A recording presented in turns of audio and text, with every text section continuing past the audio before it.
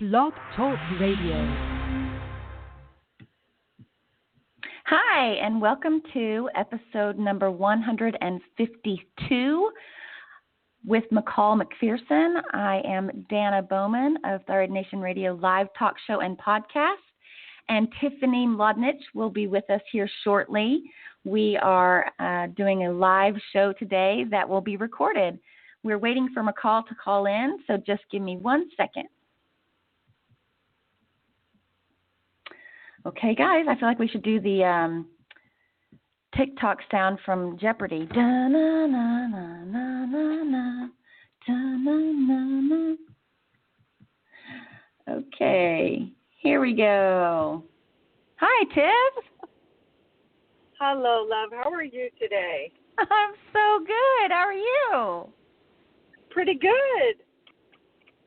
That was a tight one right there. Yep, it sure was, but we're not really live, you know, nobody's listening at this particular time, so we're good, right? Well, then right? That's good. How are you today? And I'm great. I want to go ahead and get McCall's bio read so you can learn a little bit about her yourself, because I know you don't know too much. I'm going to read it really quickly, and then she's going to be calling in here in just a moment. Okay, let's see.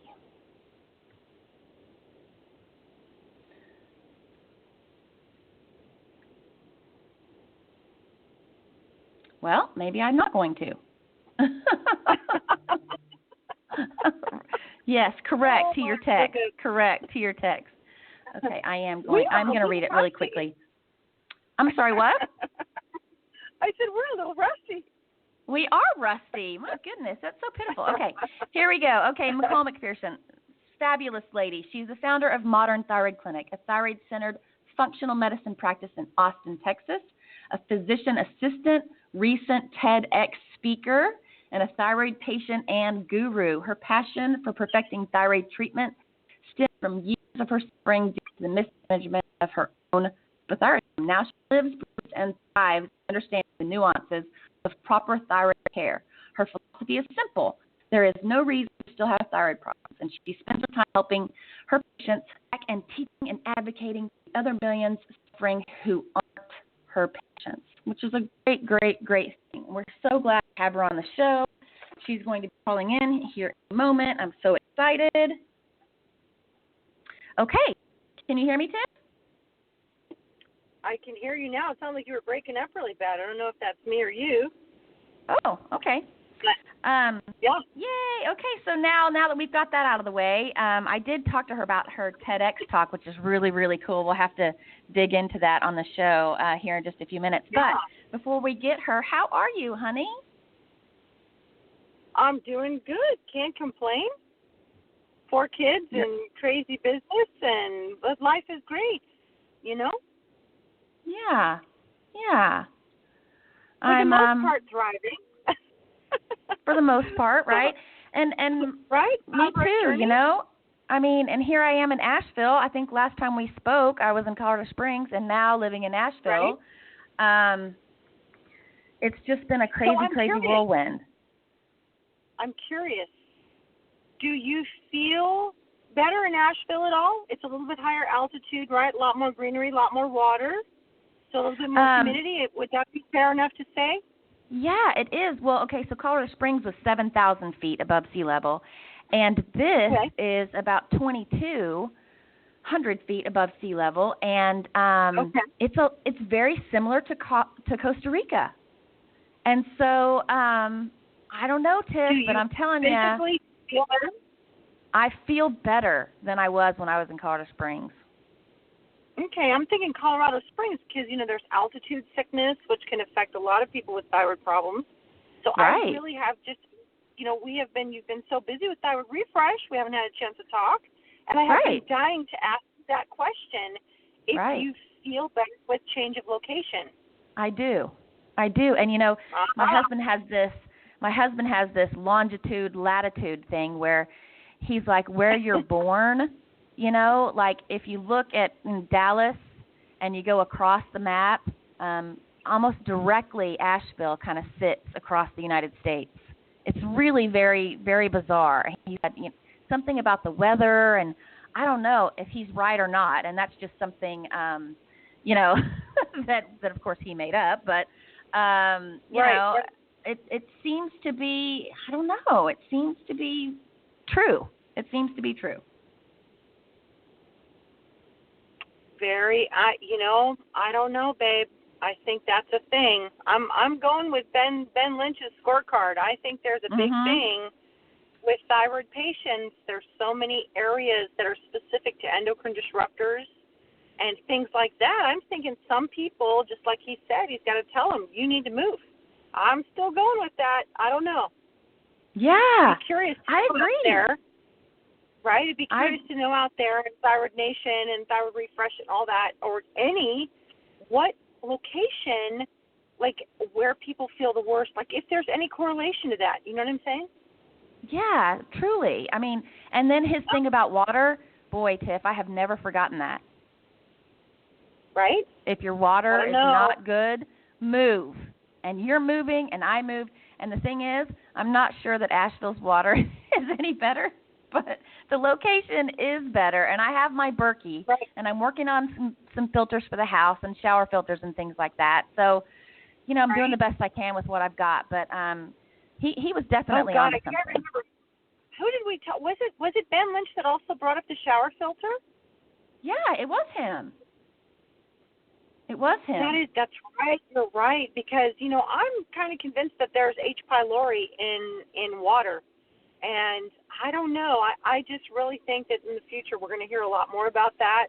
And I hope some people with some really big lungs, speak up and really talk about that correlation to how genes get expressed that put us in this situation. That's just that's not my 2 cents, man. That's my $100 bill right there, right now in my life. Mhm.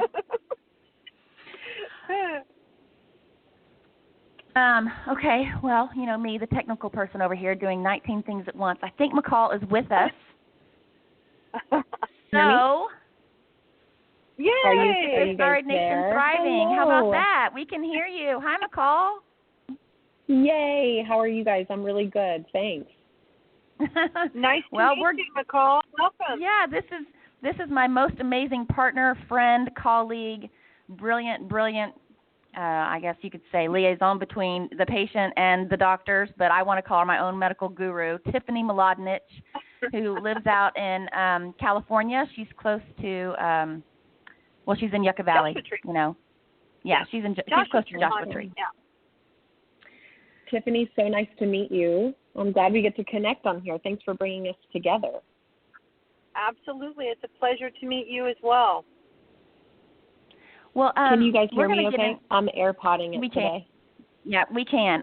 Before we get into a few things, I would love for I read your bio.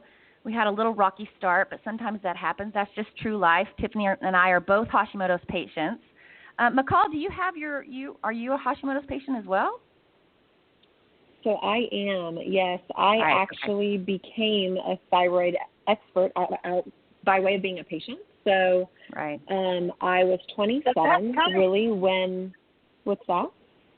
I said those are the best kinds. The docs that had to go through it, and those are the best kinds. That's kind of how we get to the other side, I think. I would have never known the desperation and the seriousness of hypothyroidism if I hadn't really experienced it myself and went to bed at 3:30 in the afternoon every day. Myself. So, it happened to me, and then you really learn how to have empathy for others. Wow. That's for sure. It's easy to me because I can feel that. Like I can feel that you remember that. You remember that desperation. Like you can pull it from the recesses of your mind quickly, and I think any thyroid patient kind of can. It's a scary place and not a fun place to be. So we're going to put it back in the recesses of our brain now. But I could hear it in your voice, McCall, when you first said it. Yeah. And I relive it, every day with my patients. I walk through it with them as well. So I get a pretty good day-to-day reminder of what life is like and what life was like for me, 12 or so years ago. So So that's how I ended up here. I got my life given back to me by my now business partner, who really quickly became a mentor to me after he turned things around for me. And so now we get to give other people their lives back together. So it's a pretty full circle deal.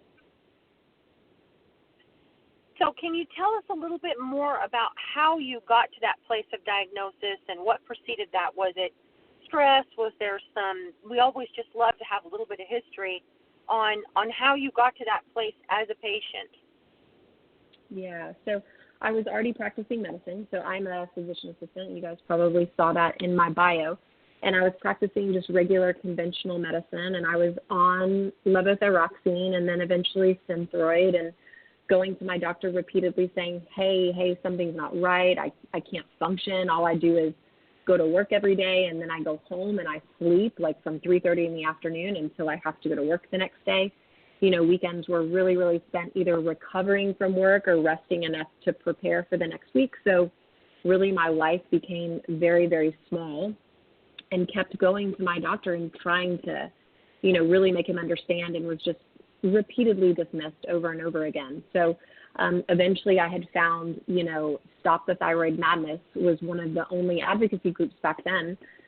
And I found them and went to my doctor, with my little Post-it note of requested labs, and said, hey, well, will you please just run these? Like, will you get a more in-depth panel about what's going on with my thyroid? Because even though you tell me my labs look good, I don't feel like they're good, and I'm already licensed by the medical board. Like, I have some knowledge here. Will you trust me and do a more in-depth analysis? And his response was, like probably so many listeners, it was, oh, well, I'll go read about this, and I'll let you know, and came back and said no, that he wouldn't run those labs, that the only lab that mattered was TSH. And so out of desperation, I Googled integrative medicine Dr. Austin, where I live, where my practice is now, and saw one of the only docs in Austin back then, and waited 3 months to see him, like so many other people in this situation, and saw him and really had a pretty significant turnaround in the next few months. So, that's kind of my patient story. And then very quickly, obviously, I started to view medicine from a different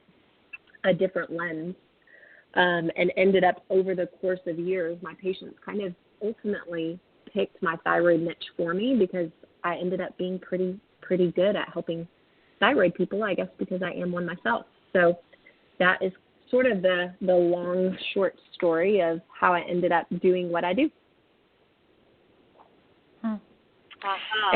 And I apologize, forgive me. Did you say you were Hashimoto's, or did you have SIBO or something else that, got you? Oh, that medically triggered it? Yeah. So I'm a celiac. So I'm a celiac patient. I have the autoimmune condition associated with gluten.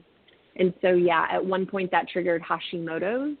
And then, was very, very stressed, was working very hard, was kind of living on Amy's frozen vegetarian meals that I thought were decently healthy. And then ended up in a pretty significant Hashi state. Gotcha.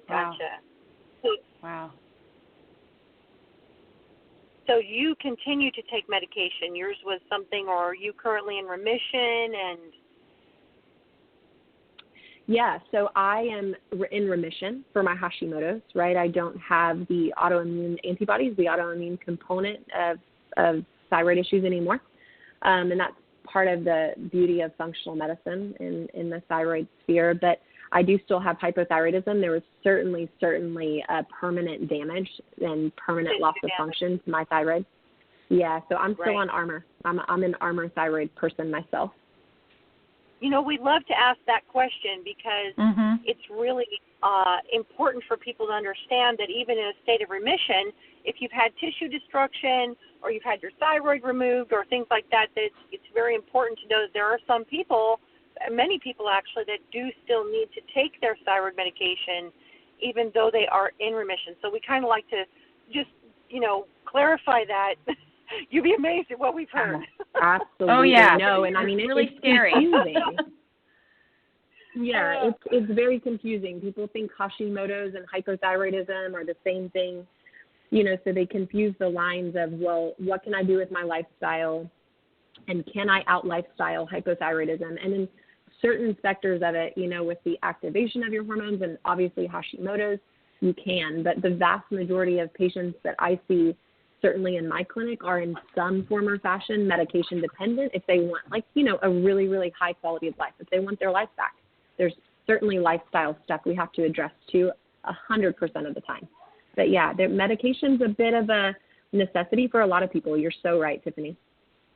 Right. And it's crazy because so many people think they can, because they're in remission, they can stop their medication, and we've dealt with that and talked to people, and so that's the whole reason why we wanted to throw that out there. It's really important. Yes, do not stop your thyroid medication. Yep. Do not. Right. Right, exactly. And we do hear that, and it's so crazy because, help me, both of you, and correct me if I'm wrong, but I really feel like a lot of people are out there saying you can put your Hashimoto's into remission and yay, and make it seem as if putting it into remission means you're not ever going to take the medicine again by putting it into remission, that everybody is just off the medicine, or that they insinuate or they imply that, follow my program, do my book, do my this, do my that, and we'll put your Hashimoto's into remission, and you won't have to take your medicine anymore. You can just, cure yourself with essential oils or whatever it is, and really that's just not the case. I know, Tiff, I know. Super dangerous. Yeah, I mean, that's super, super dangerous. And what Mm-hmm. Go ahead, McCall. No, go ahead, Tiffany, please. No, you're the doc. I was going to say, does that happen? Yeah, it can happen, but that's something. I mean, I've been on as much as 120, and now I'm down to 30. I think that's a journey between you and your physician. There's many different ways people get there, and but you are significantly better person to answer this question. You know what I mean? Yeah, I agree that there is no one-size-fits-all approach for Hashimoto's, for hypothyroidism. It is totally a particular journey with you and your doctor, and what works for someone definitely doesn't work for the next person. But the way that I kind of see that and the way that I view that is we don't put people's Hashimoto's into remission, or, that's not what I'm working towards to get them off medication. I'm trying to put them in remission really for a few reasons, mainly so that they preserve, more loss of function of their thyroid gland, because the higher your antibodies are, the more activated that autoimmune disease is, the more function you're losing every day, and the more medication you're going to need. But even, more importantly than that is the concept of you can use those Hashimoto's antibodies and lowering them as an indicator of your relative risk for developing another more serious autoimmune condition. You can use that as basically, a gauge for your overall inflammatory level, because that's what, we view as drives autoimmune disease is inflammation in the realm of functional medicine. So, you want to get those antibodies down, not so you don't need medication, but so you can improve your health. You can reduce your risk for developing, lupus or MS or something as even more terrible than Hashi. So that's kind of my goal with people. It's definitely not to get rid of Hashimoto's antibodies just to get them off medication, but it certainly will prevent an increase. Right. Or as frequent increases in medication. Have you, a personal question, because I have both Graves and Hashimoto's, have you ever seen that presentation before? Absolutely. Yeah. So I find that, a lot of Graves initially even oversect with Hashimoto's, and then, what commonly ends up happening is that, Graves will kind of go into remission and people are left in a Hashi state. But yeah, I probably see more people with Graves and Hashi combined than I see with only Graves antibodies. Really? And you, my dear, are the very first physician that I have actually heard say that. So I would love to give you a bullhorn.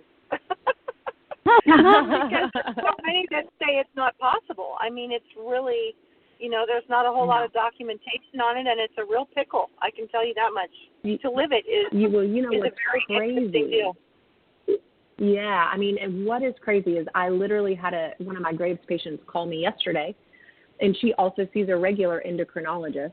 And so she'll send me the endocrinologist lab, and then they'll say, oh, well, we'll just recheck it in 6 months. We don't really know. Technically, she's hypothyroid, but she's Graves at this point. But they're not even checking her Graves antibodies. So, I hear over and over people come to me, oh, well, my endocrinologist says they think maybe I have Graves, but they don't know because they're not checking their antibodies. It's crazy. So what's happening is they don't know that you can have Graves and Hashi because they're not even checking antibodies for either a large majority of the time.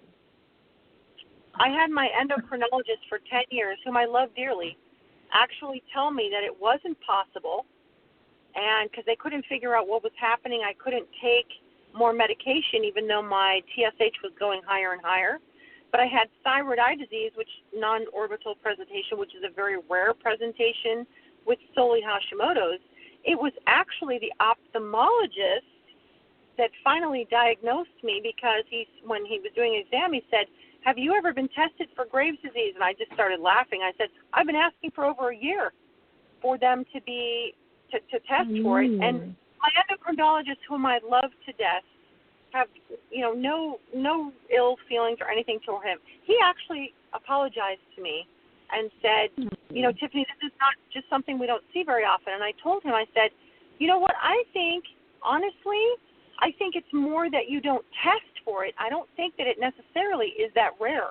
I think it's just that conventional medicine puts these limitations on it and says it's not possible that these can present at the same time. Do you know what I'm saying? Mm-hmm. So, man, okay, she just hit my all-time number one favorite, Danna. Yep. I know. Into this, like 7 minutes. Yay! Right. And we do have many favorites, but it's interesting to see how kind of it evolves and where we're at now. I just love that because I think McCall's pretty special too. So, okay, one thing I wanted to say, just interestingly, is that, or ask you guys both, is that if you do get your Hashimoto's into remission, and so, okay, here you are, and you're living your life, and you're doing your thing, and everything's great. Of course, you need to be, testing and following up and things, but it can come back, and not just because of what you're eating, right? Like your antibodies can increase, and they can get worse, in 5-10 years with maybe, childbirth or certain different things can make those antibodies elevated and your Hashimoto's full-blown again. Is that correct? Yes, that's totally correct. So, I kind of give, this is like a weird metaphorical analogy, but we're going deep here today, ladies. I give the analogy of like water in a cup. And if you think about Hashimoto's as being driven by inflammation, every drop of inflammation is a drop of water in that cup. So whether it's food or whether it's shifts in our immune system post-childbirth, whether it's poor detoxification or poor water, where you guys were talking about Berkey water filters earlier, or poor genetics, whatever it is, everything's a drop of water in that cup. And we don't experience symptoms or autoimmune disease until that cup overflows.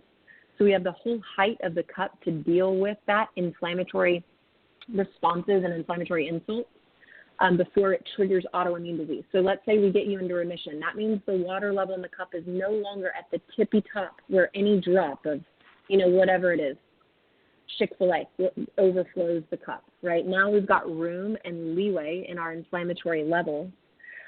So years down the road, let's say you have a child and you get shifts in your immune system, you move into a house with mold, whatever it is, your level starts raising again. Well, all it takes is getting to the top of that cup again, and then a tiny drop of water, gluten exposure, whatever it could be, triggers that eruption of overflow and activates that autoimmune disease again.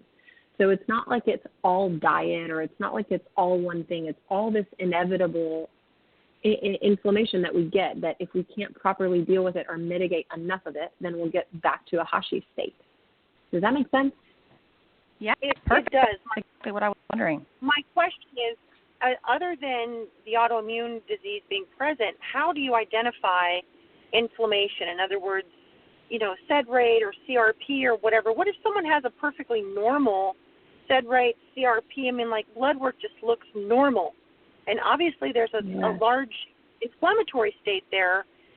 Is emotional inflammation a different thing? Is that measurable by different standard, or do you see what I'm saying? If a SED rate and a CRP is normal, then how can a patient wrap their head around this large amount of inflammation if it's not even showing up on those two tests anyways?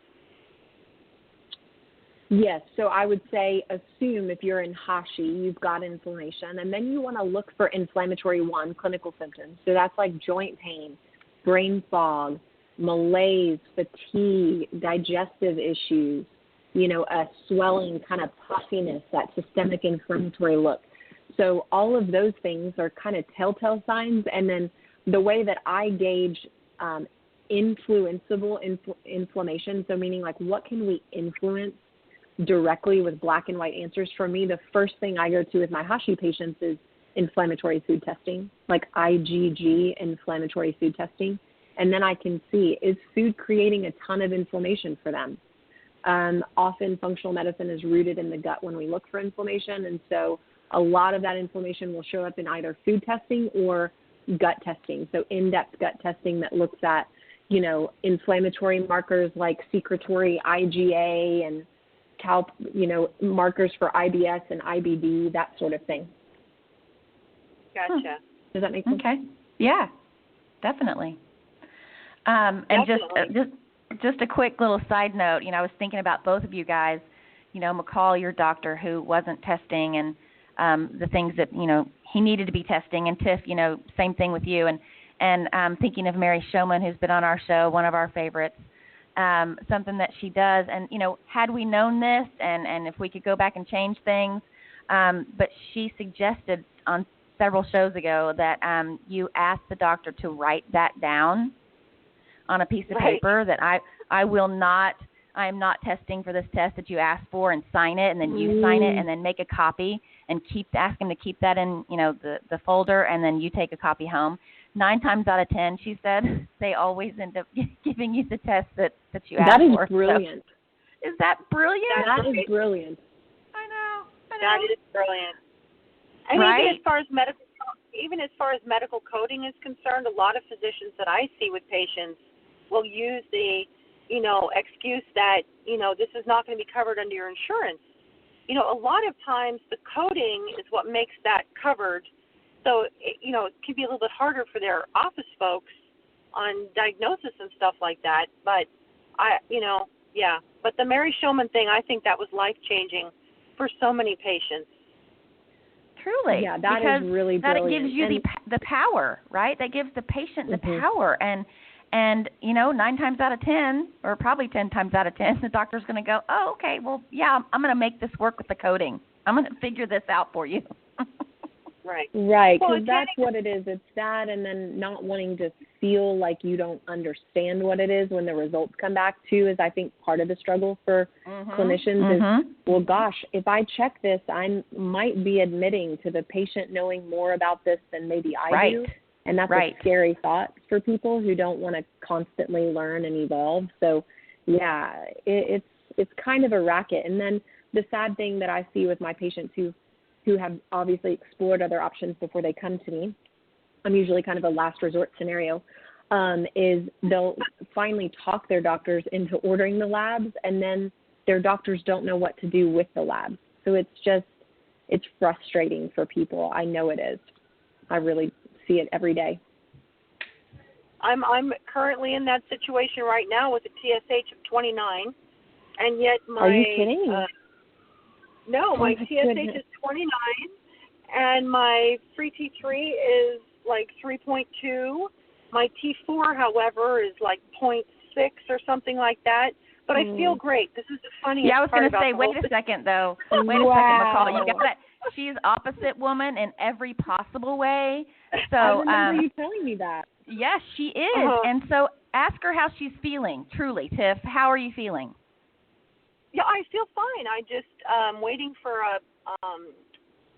for surgery on a cyst in my left ovary that's fairly large, and my appendix is enlarged, but I'm not in any pain, and no surgeon will give me clearance to have the surgery because of my Graves' antibodies. Graves presents much bigger problem in surgery than a TSH of 28. Although I have to admit, the TSH of 28 is freaking my primary care out, but I feel fine. I have no brain fog. I have no joint pain. I have no inflammation, according to anybody. But it's definitely, I swear to God, I'm going to write a book someday because, I'm so grateful to have had this journey because I think it's amazing. And I wish everybody, we've said this to, Dr. Christensen and Isabella and, so many docs that we've interviewed, Aviva Ram, that we wish that everybody could have a physician like McCall and these other doctors that we've talked to. But what's really sad is majority of us do not. So, that's one of the reasons why we ask you so many questions, McCall, that may seem like, they're just ridiculously simple, but you would just be like, and I'm sure you hear it from your patients, where you're just like, I can't even believe that was a conversation or that someone had told you. I was talking to a woman the other day where her physician was telling her she just needed to eat less and work out more. And when I hear that, or they're depressed. I hate that. They blame oh my that. God. I mean, that's obviously their physician never read the study of women with hypothyroidism that were fed an average of 600 calories and they still gained on average like 2 pounds a week. I mean, come on, folks. It's so we wish everyone had a doctor like you, but sadly many of us don't, I do think, my hope and certainly my goal long term is to help train clinicians in the ways of what I do and how I do things, because I see so many eager ones with good intentions who really want to know. But, unfortunately, thyroid disease and hypothyroidism is extraordinarily complex and much more complex than medicine has realized thus far. So my hope is to train other people to figure it out and learn how to do it and get experience so that, more people have access. And then in general, I think, I really believe that thyroid care has to change soon because, unfortunately, levothyroxine is the number one most prescribed medication in America. And for the vast majority of people, or for a heck of a lot of them, it does not work no matter how much they get. So, and it leads to diabetes when it's poorly managed and elevated cholesterol and all of these, sequential issues that could be solved if people just got adequate thyroid care. So I think just the burden that it causes on people, on humans, but also on our medical system is so big that it's going to shift soon. I really, really do believe that, and I hope that. It is shifting. Tiffany and I have been talking about this, and in the very beginning when we started the show, we were hoping for shifts and things like that. And then, as the show evolved and the years passed, it feels like people are catching on. It really does. I mean, maybe not my mom, who has never listened to any of these shows, my poor mom, if she were to ever listen to them. I use her a lot, and I'm teasing and in some of the ways. But, she really just takes her levothyroxine and doesn't ask any questions and has all the symptoms and just thinks that that's just part of her life. And so there's those people who... Right, this is their life now. That's their life. And so those sad. people, I'm not sure we can get to them just yet. I mean, I wish we could, but she's 76 or 77 now, and it just breaks my heart, really. Yeah. And it breaks my heart because, doctors are telling them that's their new normal when they're 27 because they just had a kid, and then they live for the rest of their lives like that because they believe that. Right. And even, I use my father as an example. He's 91. He's done great and everything. He's been on levothyroxine for 50 years or more. But he also ended up with prostate cancer. And there are some, associations really deep down in medical literature on that. And yet none of his physicians will even pay it a lick of attention, which is very frustrating, Let's talk about co-infections, though. I want to ask you about co-infections because I think one of the only reasons that I'm actually functional and feeling well is, of course, all of the information and knowledge that we've learned over the years with Thyroid Nation has been just a tremendous blessing to me personally. And but co-infections, I think sometimes people focus, or I should say physicians, obviously not you, but focus so heavily on the thyroid, and not necessarily integrative medicine either, but they focus so heavily on that TSH and even free T4 and free T3, and yet they don't necessarily focus on SIBO or H. pylori or all of the co-infections and situations that people can be in, nutrient deficiencies, stuff like that.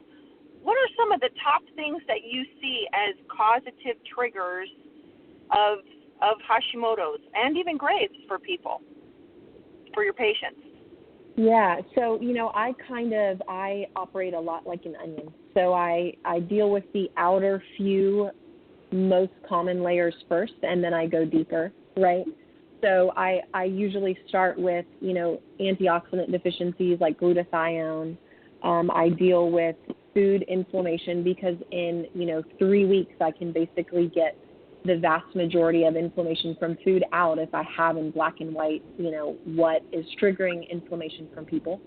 In that category, the number one thing that I see in, my Hashi patients is dairy, strangely. So that is kind of the food. Then you go deeper and I look at the gut, which dysbiosis in general is a very big issue. After that would be SIBO. From there, I don't go too far into the realm of co-infections like Epstein-Barr and that sort of thing. If I get to a point where I've reached a halt and I'm not making enough headway with someone's Hashimoto's, I think that they have some kind of a co-infection, I actually refer them out. I would say about 98% of my patients with Hashimoto's come in with Epstein-Barr antibodies when I've checked them. The problem is that at 98% of people in the population have Epstein-Barr, so I don't know how much that skews my perception. Yeah, and then, SIBO certainly goes hand in hand with hypothyroidism, mostly because they're hypothyroidism people don't have stomach acid to keep that bacteria from colonizing and proliferating. So the two definitely go hand in hand on that front. I think that might be raise my hand moment. I think SIBO may be next on my testing list. But okay, so I want to ask both of you. I mean, I know we're kind of just jumping around in the show, and I apologize for that. But I'm just so excited. We haven't been on the show. We haven't had the show for a while, so I'm just so excited to be on with McCall and Tiffany. So I'm just kind of, all these things are popping up. But, thinking back, McCall, what do you think are the top few things that if you could, tell yourself at 27 or whenever it was that you got diagnosed, what 3 things would you want to know that you didn't know then that you know now? And same goes for you, Tiff. Yeah. So the number one thing that I would say is there is no reason to still have thyroid symptoms. So don't stop until you find someone who can lead you through the entirety of that process until you no longer have symptoms, because that is very true, and I see that in my own life, but also in the lives of my patients. That's probably the first thing. The second thing would be, it would be, inflammatory food for me personally is a make or break deal. Is that if I have everything lined up very, very well, if I eat inflammatory food and I get gut inflammation, I feel worn down. So for me, that's a key part of my thyroid recovery and my Hashimoto's recovery, obviously. And then, lastly, I had no idea that the kinds of medication that were out there and the precision in dosing would mean the difference for me between living a life as a mom and as a business owner and an entrepreneur and a clinician, between, living a healthy and vibrant life in those manners or, barely surviving. And ultimately, I'd be on disability by now if my partner hadn't given me my life back. But those would be my top 3. That's a good question. That's a great, Tiffany? That's a great question. Yeah, and I want to get back to precision of dosing as soon as Tiffany answers. Right. So we'll come back to that, McCall. Yeah, precision. I want to get back to that. But Tiffany, you give us your 3. Mine's going to be pretty quick. I mean, I think genetics for me was huge in knowing that Graves was part of a potential picture not that it's necessarily going to be expressed, but I think it's very good to know, and I think it can help clinicians be more accurate with faster dosing. If they know what actually is there, potentially, doesn't mean it's going to happen. That's one thing I would have done absolutely right off the bat. Second thing would have been just really accurate testing, like good testing from the beginning.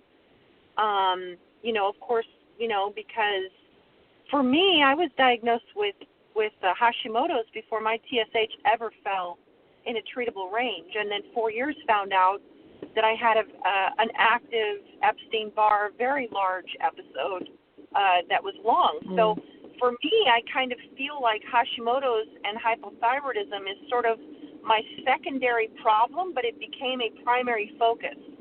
And so I think that left me with lots of symptoms for many years.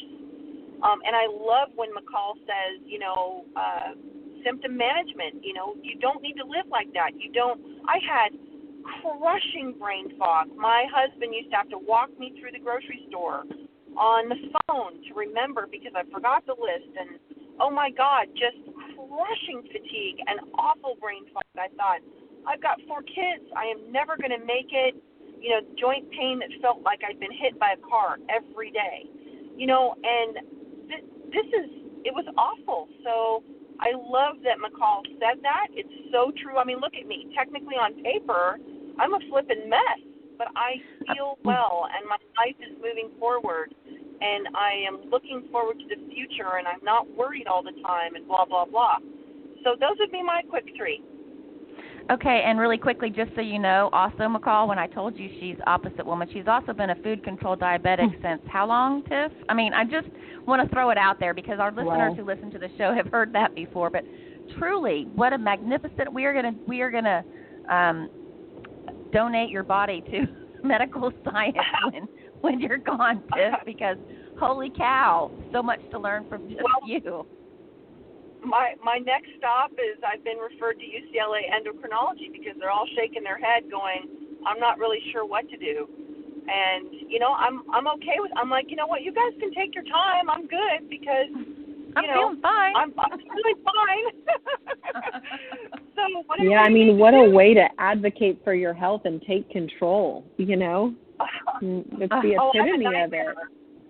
I mean, my doctors have all been, and the kicker is I've had kidney failure twice, liver failure once. My first kidney failure I was 6 years old because my mother had long-term, my brother was a stillborn at 8.5 months, and I mean we've been through awful thyroid undiagnosed nightmares with my mother. So if I had to give myself one piece of advice, it would be like, fight like hell. And I tell that to everybody that I talk to with thyroid problems that doesn't feel well. I tell them, demand politely and fight like hell, because when you walk out of that doctor's office, you go home with that brain and those eyes and that gum tissue and that joint pain and that brain fog. And, they're so overwhelmed, they're not going to think another thought about you. And you're going to go home and you're going to suffer like that. So this is patient advocacy time, more importantly than ever. You fight like hell. This is your life. And many that are incredibly intelligent people their hands are tied. They're not really sure what to do with this information because care falls so much outside of what they have been taught. And we as patients need to shake that up. We need to wake up and be like, I need you now, here. And if you can't do this for me, with me, then I'm going to have to go look for another doctor. Yeah, I was just going to say that, that's, I think one of the things I would say to myself, not 3 things, just one thing, because there's so many things I would say is your body is designed to feel better. It's not an aging. It's not a this. It's not a that. Your body always wants to feel better. So if you're not feeling right, there's something up. Listen to your body. Your body's wise. Right. And so, Right. you know, Yeah. I just never really knew that growing up. Like, I just kind of thought it was just how things happen. You go, and when you're 20, and then when you're 30, and then when you're 40, when you're 50, these are the things that kind of just happen. I never really thought of it as the body is always working to feel well and wants to be in homeostasis and wants to be balanced. And so I think that would have opened my eyes a little bit to say, you know, I deserve to feel better. I need to start asking questions. And also, back to the precision of medication dosing, you know, like I didn't realize that it could be the way it could be so great. And I want you to elaborate on precision and getting your medications right, if you don't mind, Nicole, because, you know, it's one of those things. You realize your body wants to be in homeostasis. You go to see your doctor, and you want to feel better right then. It's like it's just too exciting. You're like, okay, I get it now. I'm there. Now let's just do it. What do we need to know? Tell us. Yeah. So, you know, first you need obviously the right labs, which I'm sure you guys have discussed ad nauseum, which is, you know, TSH, free T4, free T3, reverse T3, and then Hashimoto's and Graves' antibodies if there's any suspicion of Graves at all. But then you have to take that data, and you can't just slap a person on a medication and then, you know, start with 25 micrograms of levothyroxine and get labs, you know, in 3 to 6 months and say, oh, we'll just try the next dose up and we'll see what happens. I mean, people can go through that for decades and be miserable the entire time. So what I've found, and this is really my area of expertise, and this is where, you know, my niche is in the intricacies of medication management and really optimizing a person's biochemistry intentionally, meaning if a person comes to see me, we review their whole biochemical panel together, and I manipulate it with precision. So I actually change people's dosing of their medication over the course of 2 to 4 weeks in microscopic incremental dose changes so that I can take them very, very far into their treatment and not change them one dose at a time, because by the time people make it to me, it would take me 5 years to give them back their life at that rate. So I'm able to sort of predict where their labs are going to land based on my medication changes, and that's what I want physicians and clinicians to learn, is that there's a lot of, you know, precision that needs to be had and a lot of intention that needs to be paid, because the likelihood, at least in my patient population, of someone just happening to land on the right medication dose by luck is very small. You know, I believe that people who are minutely out of the range of my range of what's okay, and I can certainly, you know, give you guys a link in the show notes where people can download my thyroid lab guide so they can see my ranges. But, yes. You know, my ranges are so extraordinarily narrow. If anything is outside of those ranges, 1 of 4, you know, numbers, people, I see them debilitated with symptoms. But as soon as everything's very tightly controlled, as far as hypothyroidism goes with medication, it's kind of like a light switch comes on and people get their life back. I really believe that it can't be a guessing game. We can't just hope for the best when we put people on thyroid medication. And I think that's why so many people are suffering continuously with hypothyroid symptoms despite being managed even with the right medications, even with, you know, Armour Thyroid or Cytomel or whatever it is. People think that, oh, I tried that medication, it didn't work. But that's truly not the case. If it's done very, very well and precisely, I believe that it's a controllable, predictable thing, the ability to give someone their life back with hypothyroidism, if people know what they're doing. Wow. Interesting. Now, do you ever go every other day? In other words, they take a standard dose every day, and then for some people they go a little bit hyper, so you go every other day on a supplemental increment. Do you ever have patients that have something like that? So, you know, the only medication that would truly work with is levothyroxine or Synthroid or Tirosint. So a completely T4-based medication that gets in people's system very slowly over the course of weeks, that would work. I do use levothyroxine, Synthroid, that kind of thing, always in conjunction with T3. So always in conjunction with some form of active thyroid medication. And those medications uniquely, and this is a pearl that I think people would love to know, but in my practice, in the way that I teach people to do thyroid is very much all T3-based medications have to be dosed twice a day. So in the morning and around 2 to 3 p.m., because their half-life is so short, the active component of that, the T3's half-life is so short, so giving someone a T3-based medication every other day would be so hard on them because they would feel good, depending on the medication, anywhere from 3 to 8 hours, and then they would crash. And then they'd have to wait 2 more days before they'd feel okay again in terms of their T3, adequate T3 levels. Interesting.